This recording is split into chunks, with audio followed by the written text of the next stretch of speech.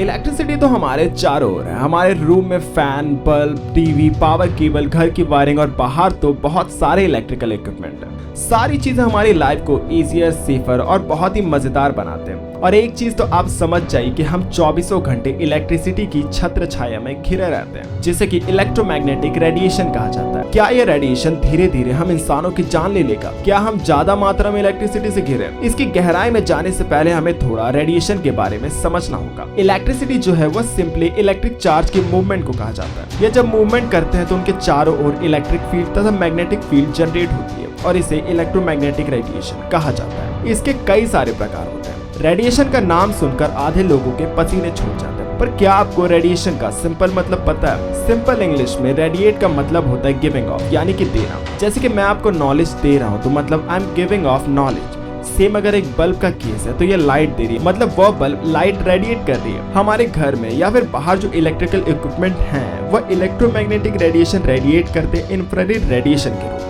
यह electromagnetic spectrum, इसमें अलग अलग वेवलेंथ के हिसाब से इलेक्ट्रोमैग्नेटिक रेडिएशन को बांटा जाता है, जिसमें से ज्यादातर रेडिएशन हमारा कुछ भी नहीं बिगाड़ सकते। जिन इलेक्ट्रोमैग्नेटिक रेडिएशन का वेवलेंथ लंबा होता है तो वह हमें कुछ भी नहीं कर सकते, वह बिल्कुल हार्मलेस होंगे। बट शॉर्ट वेवलेंथ वाले जैसे कि UV light, X rays, gamma rays, ये इतने खतरनाक हैं कि ये आपके शरीर के एटम्स को फाड़कर उसमें से इलेक्ट्रॉन तक को बाहर निकाल सकते हैं, जिसे बर्न्स तथा डीएनए तक डैमेज हो सकता है। इवन हमारे बल्ब से निकल रही लाइट भी एक रेडिएशन है। हम डेली लाइफ में जो भी यूज करते हैं वह normally visible light, infrared, microwaves तथा रेडियो वेव्स जैसे रेडिएशन ही एमिट करते हैं। Mobile phones, wifi routers, electrical power lines, home appliances, ये चीजें आपके एटम को चीर कर उससे इलेक्ट्रॉन तो नहीं निकाल सकती, पर कुछ रेडिएशंस ऐसे भी हैं जो हमारे डेली लाइफ में रिलीज होते हैं और वो हमारे मसल तथा ब्रेन के नर्व्स को भी स्टिमुलेट कर रहे हैं। वहीं आपके रोंगटे खड़े भी समटाइम्स इन्हीं रेडिएशन की वजह से होते हैं। माइक्रोवेव ओवन कैसे बिना हीट के खाने को गर्म कर देता है? एक्चुअल में ओवन माइक्रोवेव रेडिएशन रिलीज करता है जो कि खाने में मौजूद वाटर मॉलिक्यूल्स को ही डैमेज कर फूड से बाहर निकाल देती है।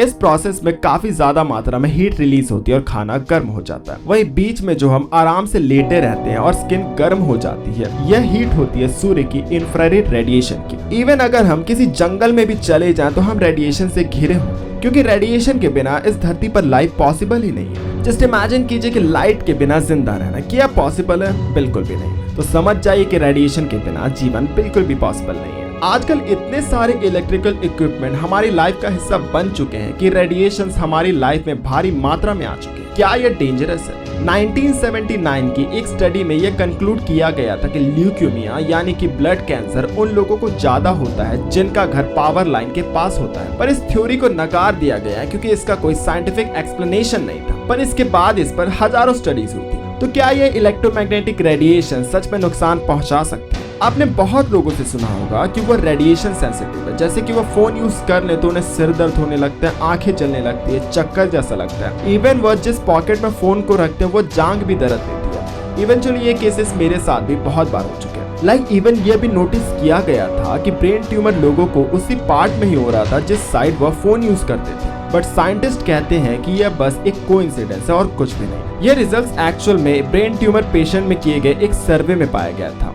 उनसे पूछा गया था कि आप बताइए कि आप जब ठीक थे तो उस समय आप फोन को कैसे यूज करते थे, आप किस हाथ में फोन को यूज करते थे, किस कान से लगाते थे। पर आप सोचिए कि लोगों को इतनी बेसिक सी डिटेल सालों भर पुरानी कहां से याद रही। पर उन्हें आंसर तो देना था, तो इसी कारण लोगों ने कंफ्यूजिंग आंसर दे दिया और इसी से कंक्लूड कर लिया गया कि फोन तो ब्रेन ट्यूमर से जुड़ा हुआ। एक स्टडी में चूहों में लगातार मोबाइल फोन रेडिएशन रेडिएट किया जा रहा था। रिजल्ट में यह पाया गया कि शायद फोन की रेडिएशन और कैंसर आपस में जुड़े हुए हैं और शायद नहीं भी, क्योंकि लंबे समय तक फोन के रेडिएशन में रहने के बाद कैंसर के ट्रेस सिर्फ कुछ चूहों में पाए गए थे। उसमें भी जितने चूहों में कैंसर के ट्रेट पाए गए वो सिर्फ मेल चूहे थे, फीमेल्स में तो कुछ फर्क भी नहीं पड़ा। तो सवाल यह है कि अगर कैंसर और फोन जुड़े हुए हैं तो क्यों सारे चूहों को कैंसर नहीं हुआ?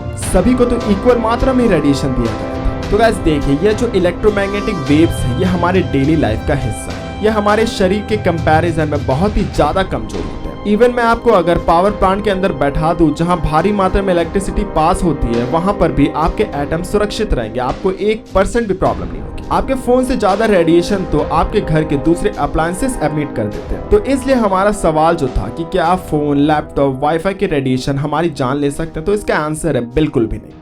वही सिर दर्द, चक्कर, आंखें जलना वो सिर्फ लाइट सेंसिटिविटी के कारण होता है, ना कि फोन के रेडिएशन की वजह से। आज जो जांग में दर्द हो रही थी वो फोन की सिर्फ हीट की वजह से हो रही थी, ना ही उसकी रेडिएशन की वजह से। तो आप टेंशन मत लीजिए, ये चीजें आपकी जान नहीं लेंगी। उम्मीद करता हूँ आज का वीडियो आपको पसंद आएगा। वीडियो पसंद आए तो इस वीडियो को लाइक कीजिए, चैनल को सब्सक्राइब कर इस वीडियो को शेयर करना ना भूलिएगा। धन्यवाद।